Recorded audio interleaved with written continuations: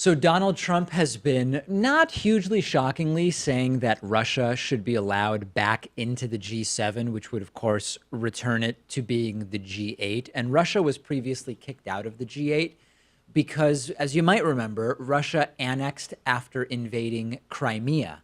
Trump apparently doesn't care, and he's been saying that Russia should be allowed back into the G8. So right before Donald Trump left to Singapore from Canada, the site of the recent G7 meeting a couple of days ago, he was asked about his opinion on the situation with Crimea and with Russia getting back into the G7. And Donald Trump effectively said, that's something you should talk to President Obama about, which is a weird thing to say when you claim that President Obama did everything wrong. But nevertheless, here's Donald Trump explaining it. To Russia for a second. The something that happened that got them kicked out of the G8 was the invasion and annexation of Crimea. Do you think that Crimea should be recognized at Russia at this point? Well, you have to ask President Obama, because he was the one that let Crimea get away. That was during his administration. And he was the one that let Russia go and spend a lot of money on Crimea because they've spent a lot of money on rebuilding it. I guess they have their submarine port there, et cetera. I guess. I mean, I don't know. But Crimea was let go during the Obama administration. And, Obama can say all he wants, but he allowed Russia to take Crimea. I may have had a much different attitude. But so you'd really have to ask that question to President Obama. Why did he do that? Why did he do that? But with that being said, it's been done a long time. You would allow Russia back into the G8 with Crimea still? I would rather see Russia in the G8 as opposed to the G7. I would say that the G8...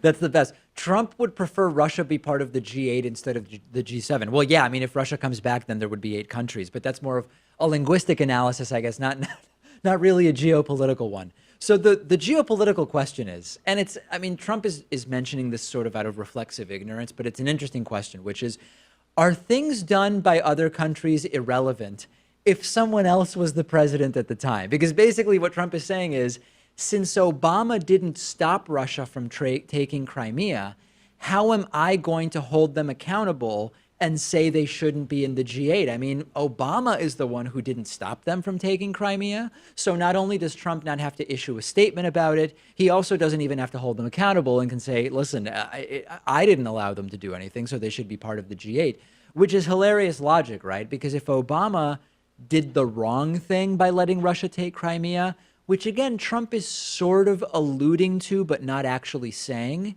why wouldn't Trump be punishing Russia for it, right? If Donald Trump thinks that it was incorrect what Russia did and that they got away unscathed during the presidency of Barack Obama, well, he has an opportunity here to actually affect some consequences, like saying, no, Russia shouldn't be in the G8. But of course, that's not what he's saying. He's saying, since Obama allowed it, we're just not really going to hold Russia responsible for this entire thing. And meanwhile, he says that Canada is a national security risk because he wrongly believes they burned down the White House in 1812.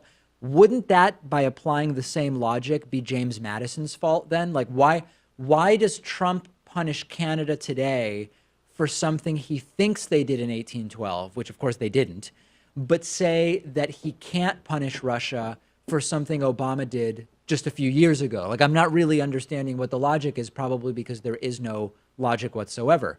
How is this an acceptable answer from a president, right? Rather than fixing something or even offering an opinion, he says that's something you've got to talk to Obama about because it has nothing to do with me as president of the United States. And of course, that is a very strange and childish way to look at the issue of geopolitics. But I guess if we read between the lines, since Trump only talked about Obama, the answer is that, yes, he wholeheartedly wants Russia back in the G8, and he has no plan whatsoever to hold them accountable for Crimea, and Crimea is now Russia.